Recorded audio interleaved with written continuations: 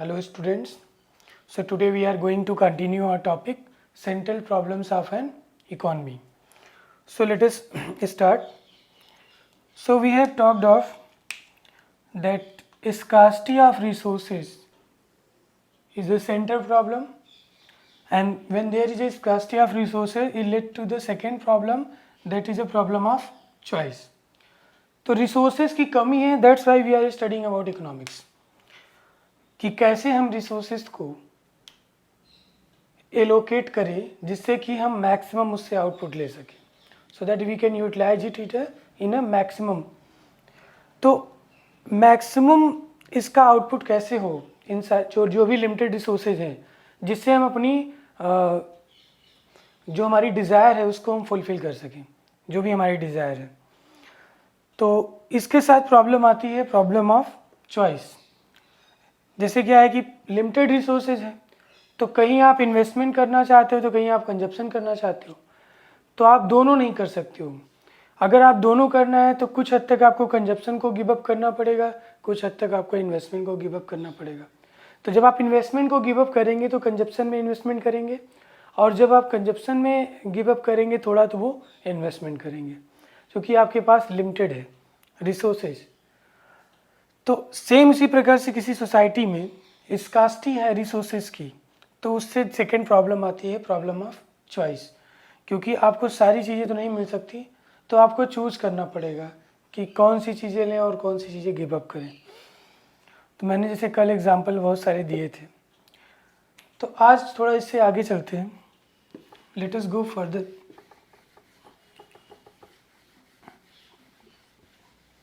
Now the problem is when you have a scarcity of resources, so you will allocate those resources to produce something. Maybe consumption करके आप demand को increase कर दो और investment करके production को बढ़ा दो. जो भी आपके पास लिमिटेड रिसोर्सेज हैं, जैसे आपके पास लैंड है तो फार्मिंग कर रहे हैं. अब आपके पास मान लीजिए कि 5 एकड़ लैंड है. अगर आपके पास 5 एकड़ लैंड है तो अब आप उस लैंड का यूज फार्मिंग में करना चाहते हो, या फिर उस पर फैक्ट्री सेटअप करना चाहते हो, या हो सकता है कि 1 एकड़ पे आप फार्मिंग करो,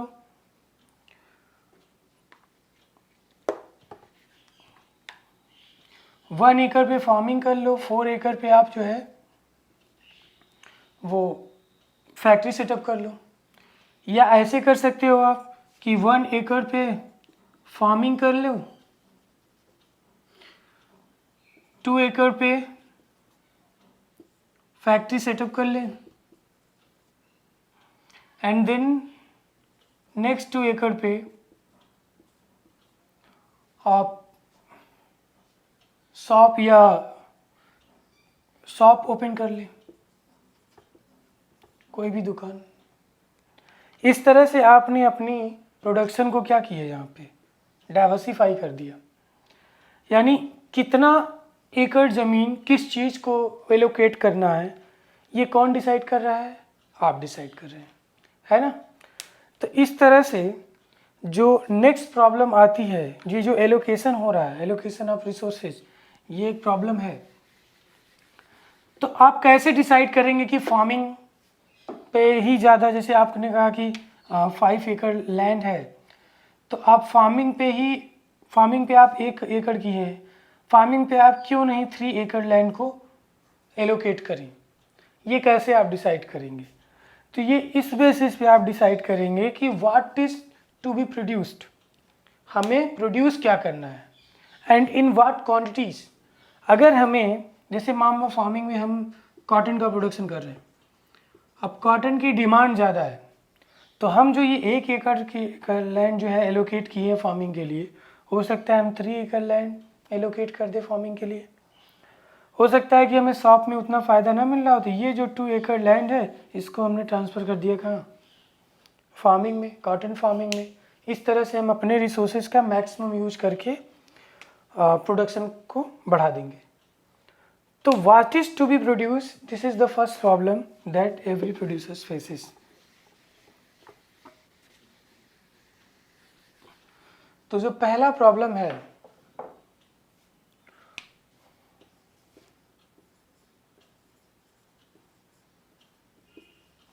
what is produced and in what quantities.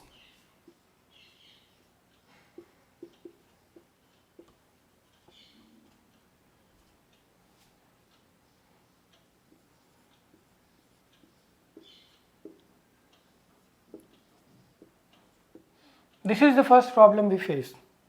When you are going to allocate your resources to the production or consumption, you need, especially production, so you need to first identify what you are going to produce.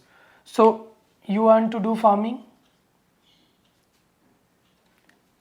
maybe you want to produce cotton, maybe coffee,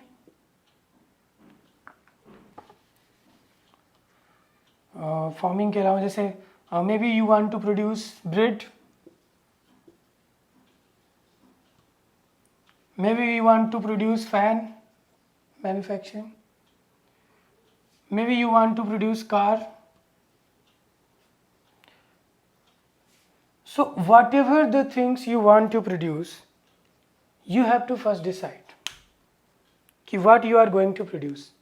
And if you are going to produce cotton, so the next question is in what quantities. कितनी quantities में आपको cotton का production करना है. और if you are going to produce bread, so in what quantities you are going to produce it, or fan or car or refrigerator or television. So whatever the products or whatever the goods you are going to produce, you have to first decide what you are going to produce and in what quantities, and it will ultimately depend on the demands. तो demands आप जिस चीज़ की देखेंगे उसके according आप जो है production करेंगे. तो जैसे लैंड की मैं बात कर रहा था कि अगर आपके पास मान लीजिए कि ये 50 लाख रुपए है, तो हो सकता है आप 10 लाख रुपीस कॉटन प्रोडक्शन में लगा दें, क्योंकि अमाउंट बहुत कम है. और हो सकता है कि आप 30 लाख रुपीस लगा दें फैन को प्रोड्यूस करने में. तो इस तरह से अगर आप देखो, और 10 लाख रुपीस ऑफ ब्रेड,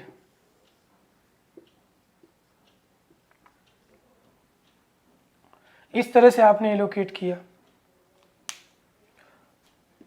इसका एक तरीका ये भी हो सकता था कि आप सारा का सारा प्रोडक्शन में लगा दें. 50 लाख रुपीस आप लगा दिए कॉटन प्रोडक्शन में. May be all 50 lakh rupees you invested in television manufacturing या फैन मैन्युफैक्चरिंग. हो सकता है ये सारा पैसा आप केवल ब्रेड में लगा दें. तो ये अल्टीमेटली आपको डिसाइड करना है कि कितनी क्वांटिटी में और कितना, मतलब कितनी क्वांटिटी में, in what quantities and what you are going to produce. The first question you face in the economy. Now second problem is,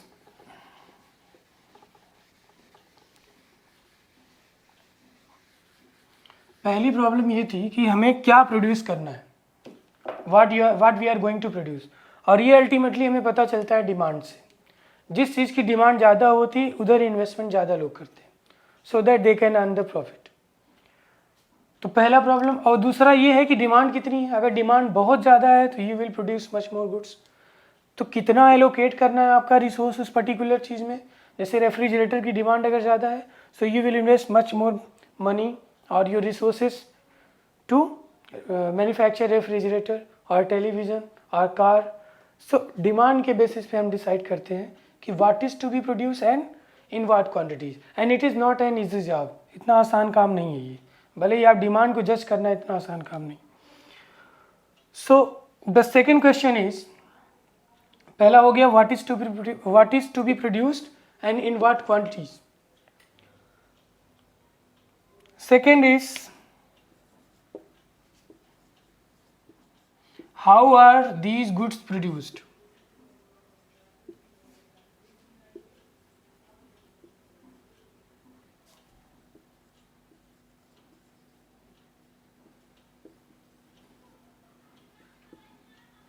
ये जो भी गुड्स हम प्रोड्यूस कर रहे हैं, maybe refrigerator, television, cotton, wheat, rice, whatever. So इसको हम produce कैसे कर रहे हैं, इसका मतलब हम प्रोसेस की बात कर रहे हैं. यहाँ पे हम प्रोसेस की बात कर रहे हैं. So are we using extensively machines और लेबर. तो हम जो प्रोडक्शन कर रहे हैं वो लेबर इंटेंसिव है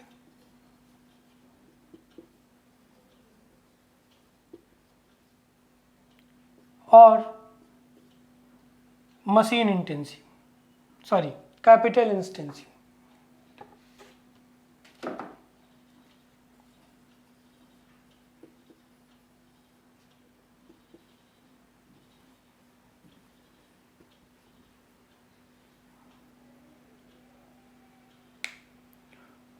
So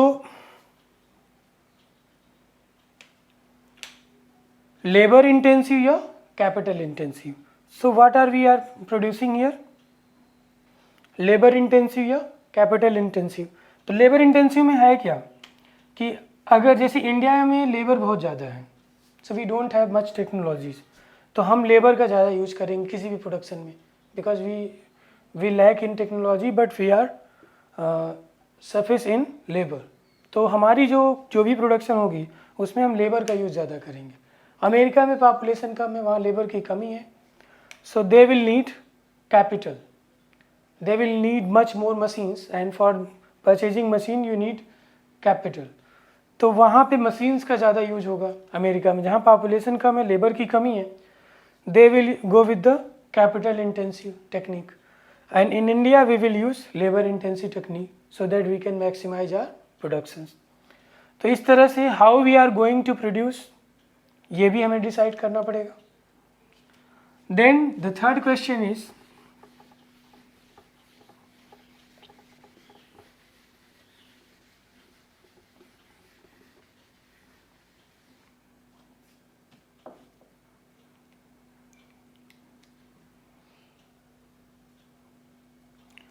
for whom these goods are produced.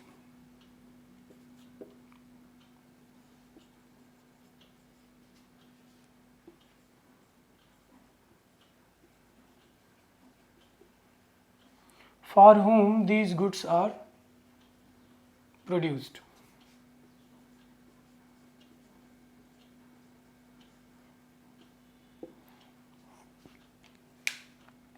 तो किसके लिए हम ये गुड्स प्रोड्यूस कर रहे हैं. अब जैसे समझो, अगर आप वीट का प्रोडक्शन कर रहे हैं तो सिंपली ये सबके लिए होगा, चाहे वो रिच हो चाहे पुअर हो, बिकॉज दे ऑल नीड. भाई भोजन तो सबको ज़रूरी है. अगर आप राइस का प्रोडक्शन कर रहे हैं so it is for everyone weather he is rich और पुअर. लेकिन अगर आप लग्जरी कार की प्रोडक्शन कर रहे हैं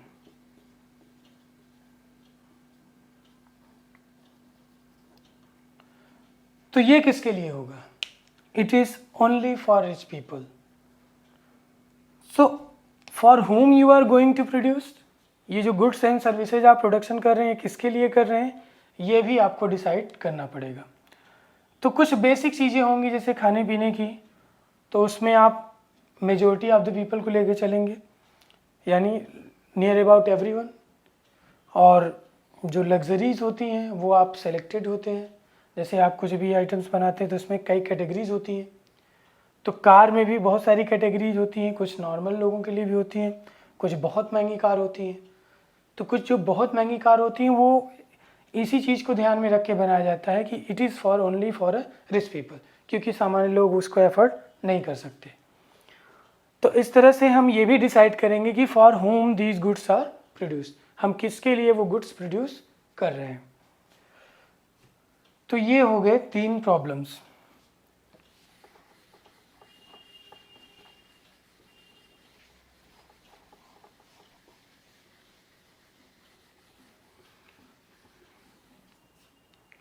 अब यहाँ से जो हमें सबसे जो मेन 2 पॉइंट्स आता है सामने, पहला ये कि allocation of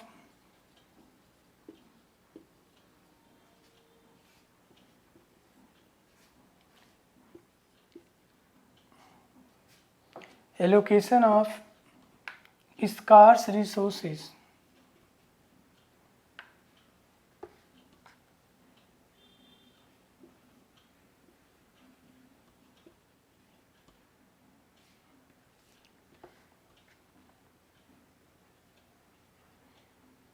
allocation of scarce resources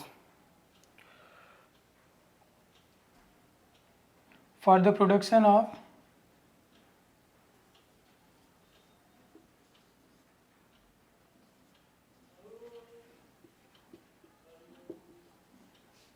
allocation of scarce resources for the production of different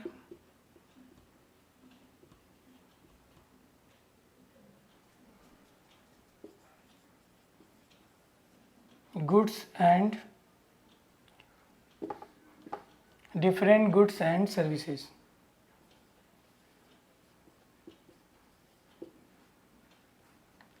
And the second is the distribution of final goods and services.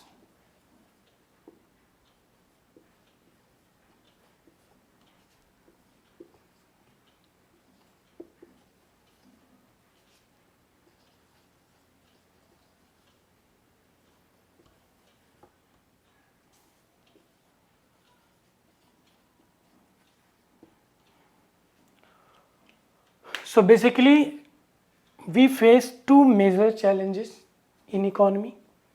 One is allocation of scarce resources. जो भी आपके पास limited resources हैं उसको आप कौन कौन सी चीज़ produce करने में एलोकेट कर रहे हैं, और दूसरा distribution of final goods and services. तो जो भी आप प्रोडक्शन किए उसको आप किन लोगों को ध्यान में रख के बनाएं, मतलब किस तरफ वो डिस्ट्रीब्यूट करेंगे, कैसे डिस्ट्रीब्यूट करेंगे, whether it will be available for everyone or it is for only rich people or it is for only poor people. So you have to decide all these things. So these are the major challenges. Basically these two are the major challenges for any economy. और अगर आप कोई भी business करने जाते हैं तो whatever the resources you have वो कम ही रहता है, स्कार्स ही रहता है. So you have to decide to where to allocate those resources so that you can maximize the profit. तो ये जो मेजर चैलेंजेस हैं और इसीलिए इसको हम बोलते हैं central problems of N economy. इसको बोलते हैं सेंट्रल प्रॉब्लम्स. जैसे एक गवर्नमेंट है, अब गवर्नमेंट को रोड वगैरह में भी इन्वेस्टमेंट करना है, फैक्ट्रियाँ भी सेटअप करनी है, वेलफेयर स्कीम्स भी चलाने हैं, और तो इस तरह से गवर्नमेंट के पास जो है हमेशा पैसे की कमी रहती है. उन्हें पैसे का इनकम क्या है, टैक्स है या फिर जो उनके ओन्ड फर्म्स हैं उसके थ्रू. लेकिन गवर्नमेंट ओन फर्म्स में ज़्यादा प्रॉफिट नहीं होता because they provide good salaries to the workers. वो वेलफेयर है, ऐसा तो है नहीं कि वो केवल मैक्सिमम प्रॉफिट के लिए काम कर रहे हैं. तो इवन इट इज़ इन अगर वो लॉस में भी चल रही है कंपनी तो भी वो अपने कर्मचारी को, वर्कर्स को पूरी सैलरी देते हैं, और क्योंकि वो वेलफेयर में आते हैं. तो वो अगर बहुत घाटे में जा रही है तो भी वो टैक्स पेयर से पैसे, जो टैक्स कलेक्शन होता है वहाँ से भी पैसे दे के वो जो है सैलरी को देते रहते हैं. जैसे BSNL बहुत दिनों तक जो है कर्ज में था बहुत ज़्यादा, तो गवर्नमेंट उसको पैसे रिलीज़ कर रही थी क्योंकि उसके कर्मचारी के पास पैसे देने के लिए जो BSNL कंपनी है वो इतना उसका इनकम हो ही नहीं रहा था कि वो अपने पेमेंट्स कर सके अपने वर्कर्स को. तो वहाँ पे गवर्नमेंट को टैक्स पेयर के पैसे को उधर ट्रांसफ़र करना पड़ा. तो इस तरह से वो वेलफेयर स्टेट है. तो वो समय समय पे वो अपने रिसोर्सेज को कहाँ एलोकेट करना है. जैसे इस समय इंफ्रास्ट्रक्चर पे ज़्यादा से ज़्यादा एलोकेट कर रहे हैं गवर्नमेंट, जिससे कि ज़्यादा से ज़्यादा इन्वेस्टमेंट हो सके. तो गवर्नमेंट का फोकस है इन्वेस्टमेंट बढ़ाने पे, इसलिए वो इंफ्रास्ट्रक्चर पे ज़्यादा कोशिश कर रहे हैं जिससे कि हमारा बिजनेस बढ़े. तो उसके पास जो भी लिमिटेड रिसोर्सेज है उसको कैसे एलोकेट करना है ये डिसाइड कर रहे हैं. ऐसे इंडिविजुअल बेसिस पे अगर आपको डिसाइड करना है, जैसे मान लीजिए कि आप फार्मर हैं, तो अब मान लीजिए 2-3 घंटे 4 घंटे आपको लग रहा है कि फार्मिंग में बहुत ज़्यादा बेनिफिट नहीं है, तो 4 से 5 घंटे आपने दे दिया आपका फार्मिंग में. Then rest of the hours you will use in different factory. आप किसी फैक्ट्री में जाके काम कर सकते हैं, आप अपनी खुद की दुकान खोल सकते हैं, उसमें आप 6 आवर्स अपना समय दे सकते हैं जिससे कि आप अपने आप को, अपनी प्रॉफिट को मैक्सिमाइज कर सकें. यानी आप अपनी रिसोर्स को, मतलब अपने लेबर को जिस तरह से भी एलोकेट करेंगे उसी तरह से आप अपने प्रॉफिट को मैक्सिमाइज करेंगे. अगर आप वेस्टफुल तरीके से अपने रिसोर्सेज को यूज करेंगे तो आपको प्रॉफिट नहीं होगा, कम होगा. सो ये है आपका पूरा प्रॉब्लम. तो कल हम लोग ये आज के वीडियो में केवल इतना ही. Tomorrow we will discuss next topic. that is production possibility set.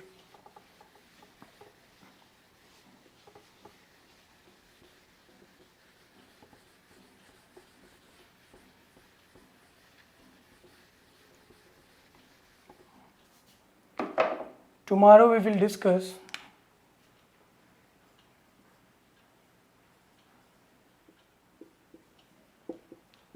production possibilities set. अब इसमें जनरली हम देखेंगे कि प्रोडक्शन की क्या क्या पॉसिबिलिटीज़ हो सकती हैं। मतलब अगर मान लीजिए आपके पास 2 एकड़ लैंड है, तो उन दोनों में पूरे लैंड पे आपको कॉटन का प्रोडक्शन करना ज़्यादा बेनिफिट रहेगा या फिर वीट का प्रोडक्शन करना ज़्यादा बेनिफिशियल रहेगा या फिर शुगर केन का प्रोडक्शन करना ज़्यादा बेनिफिशियल रहेगा या फिर 1 एकड़ पे कॉटन एंड 1 एकड़ पे वीट या फिर 1 एकड़ पे कॉटन 1/2 पे वीट 1/2 पे शुगर केन। तो क्या डिस्ट्रीब्यूशन होगा, क्या पॉसिबिलिटीज़ हैं और कौन सा पॉसिबिलिटी को हम अगर सेलेक्ट करें तो हमारा प्रॉफिट मैक्सिमम होगा। We will discuss it in the next video. So this is all. Thank you for listening.